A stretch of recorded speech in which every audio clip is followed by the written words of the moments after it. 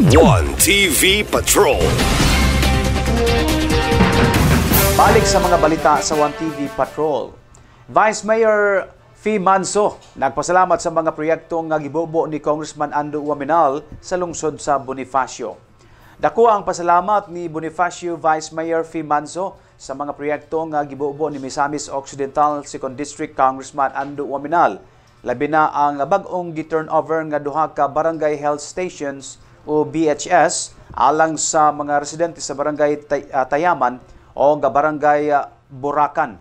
Ang maong mga pasilidad kabahin sa flagship program ni Congressman Ando Uaminal nga nagtinguha nga mahatagan ang katawhan og mas duol, episyente og dekalidad nga serbisyong medikal ilabi na sa mga barangay nga layo sa sentro.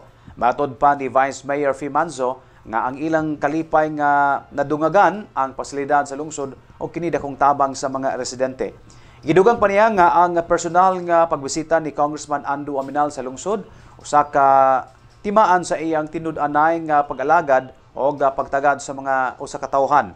May namduman nga niadtong Sabado misaad si Congressman Ando Uaminal nga mas daghan pang barangay health stations ang matukod sa Bonifacio o dugang kalambuan sa umaabot uban ang suporta ni Governor Henry Uaminal, Congressman Indy Uaminal o ang Bonifacio o ni Bonifacio Mayor Ricky Bulahan.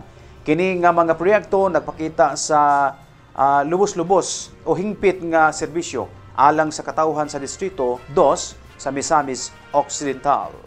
Kung ikaw pasyente, muadto ka dito, makita nimo nga komportable kay ka, nga feeling nimo muadto ka dito ka nang maayo ka. So tungod sa facility nga gihatag ni Kong Ando, medyo dako jud kay tabang sa barangay. Kita sa nato no nga ang kahinangop dito sa mga residente dinhi kay medyo taon-taon yun pong wala na si Kong Ando dinhi sa tuang munisipyo.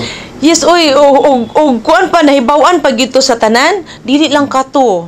Kay pagkabalo gali nila nga moabot si Kong Ando, kana bang ang feeling ba nila nga hala moabot ang congressman niya kanang si Kong Ando nakaanhi diri sa Bonifacio kato pa biyang dili siya kuan kanang moanhi moabot siya na siya dire pero mas samot ang kalipay sa katawhan nga ming bisita na gid siya sa labi na anang mga barangaya.